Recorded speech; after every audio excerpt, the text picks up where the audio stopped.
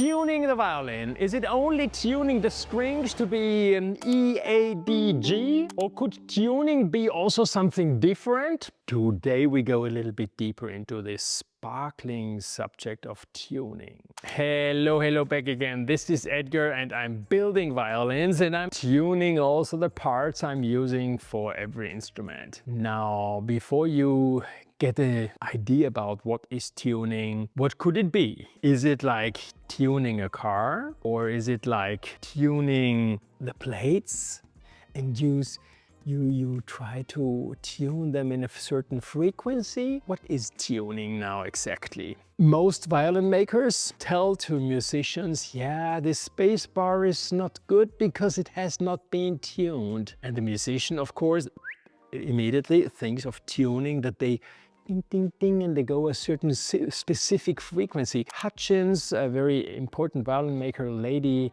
in America, has made it a big issue of plate tuning, and she put the plates on a loudspeaker and then she worked on the thicknesses in order to obtain specific modes of the plates. This whole system convinced a lot of people. I used it also for a lot of years. It's interesting. It's a different way of approaching the same problem actually, which violin makers are facing during the process of making, because we all want to get things under control of what we're doing.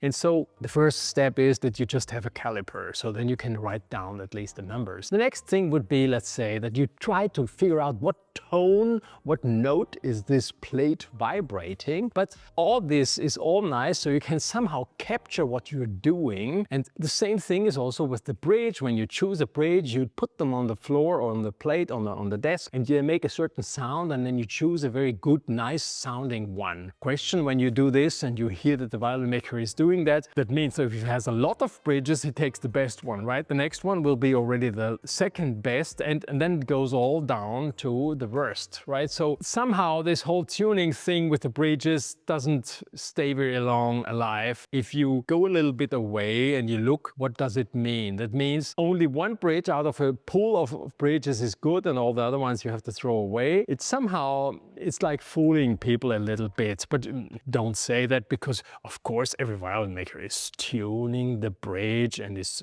choosing the best bridge for you and everything. And every musician wants to know that the violin maker has chosen the best material possible for his violin. Let's a little bit go more to the bridge. There was one of my followers on Patreon. She wanted to know, people are talking about the bridge has to be tuned, and can you go a little bit deeper and can you introduce me to this subject of bridge tuning? In violin making, every violin maker needs like 10 years before he can make you the instrument, or 5 years, and then they're actually starving away because they don't sell the instruments and all this. There are some strange things in violin making, and people are like measuring other violin makers like that. The longer the waiting list, the better they are. The more they're tuning, the better they are, of course, because they can listen to something which nobody else can listen, right? It's a little bit like this. This is a little bit what leaves you in the backside, because you want get a little bit more closer to that subject. I did also a lot of experiments over many years. I had a specific period in my life in the beginning where I tried a lot of things. And the bridge tuning, actually, I heard about it already 40 years ago, and so I was of course interested that my instruments sound very good, so I started also with playing with the bridges. I ended up to make thicker bridges, wider, higher, thicker in one area, thicker in the other one, feet larger, more narrow, and I discovered of course a lot of small parts of it. Yeah, and then out of that, at a certain point, I went to Cadel Becker and Sons in Chicago, and Cadel then introduced me to a better setup, and he didn't have any compromise. Everything had to be just in one way, and I was a little bit shocked, you know. You would imagine that a person like this, he sold one instrument at that time already. They were talking about like 15 years ago, maybe even more. Sold them at that time for $120,000 US, and had, I don't know, many orders. It was obvious that most of the people couldn't get their violin anymore. And he was such a maniac on every single specific detail when it comes to bridges, to bass bar, to every single detail, lower nut, upper nut, fingerboard,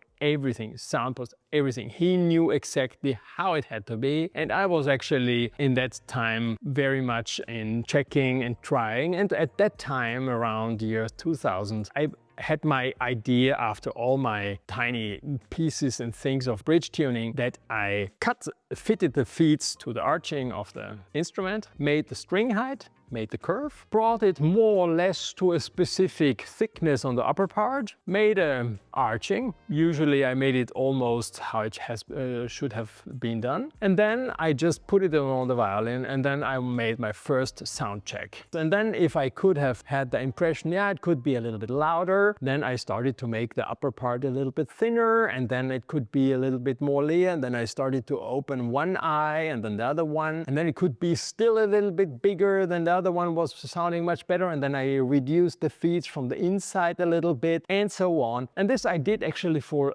many years, and you would say out of this shape of a violin bridge they all look the same. It's not true. Everybody makes it a little bit different, and you can perfectly touch it in some areas in order to increase the sound. And this is actually the bridge tuning. You have the bridge, you know, with these big eyes, right? And then the heart in the middle, right? If these arms, you like a Toblerone, you break it away, then the instrument starts to shout, and you would probably in the beginning say, wow, I found the secret, it's shouting, wow.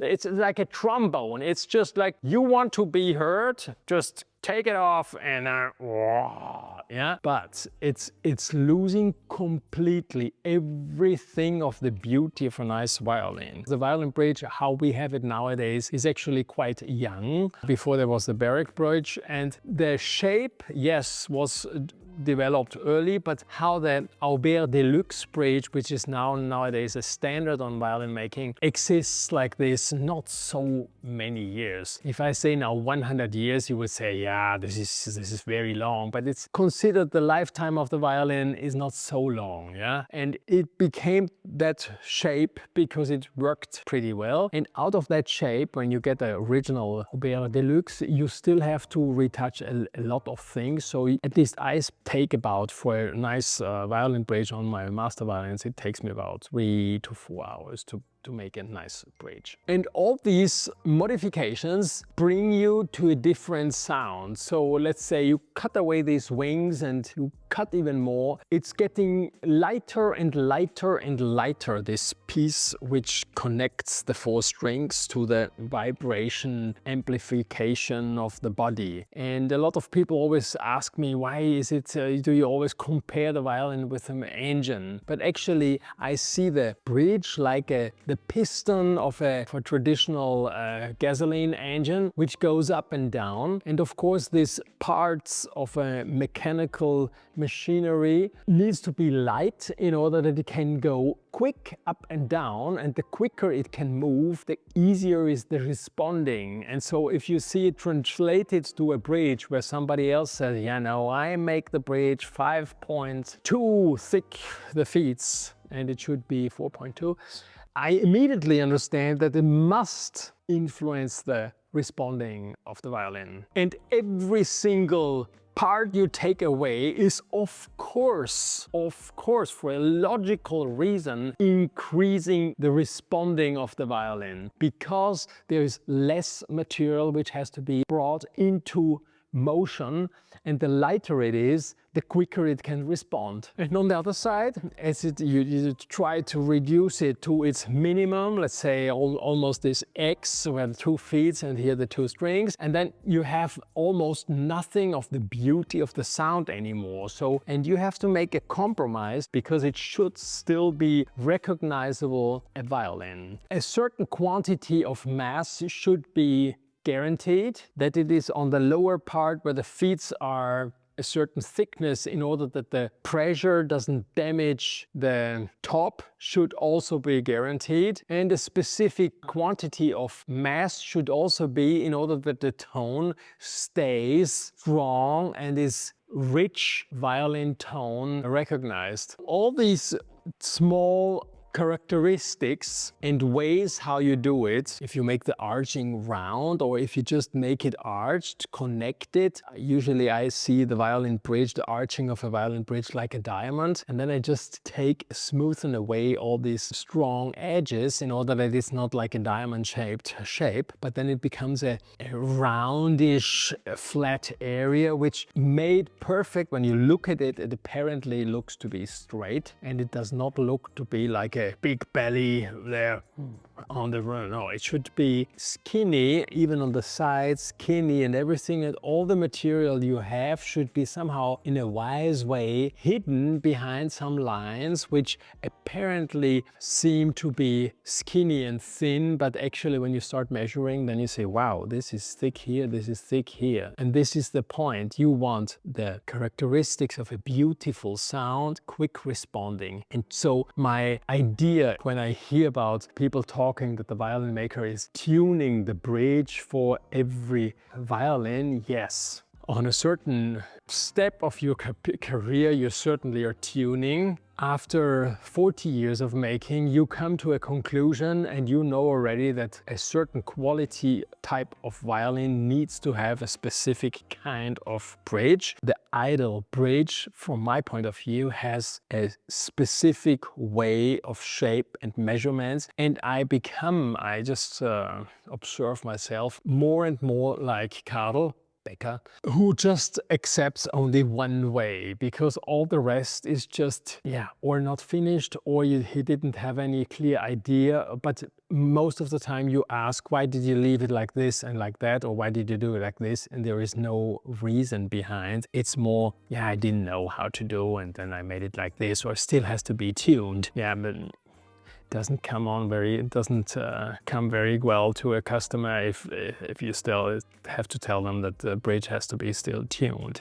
You should actually tune everything, and you cannot afford that it is not tuned, that it is not adjusted. So tuning is more about adjusting the raw bridge to a normal violin. And if you want to go even deeper into the subject and you just say, wow, I want to know everything about it, just about the chapter of the bridge, I made 20 videos of each 20 minutes, which make part of the setup course of my violin making academy. And I think this is very interesting if you just want to know exactly how I do it. If you're not subscribed, you just have to subscribe to this channel. This is actually the point of this whole video. No, it's not true. It's just, it makes me fun. It gives me the impression that people love what we're doing, are enjoying it, learning something, and are looking forward that this becomes a big community, a lot of people who want to know a little bit more about it. Thanks for watching. See you next time. Bye bye.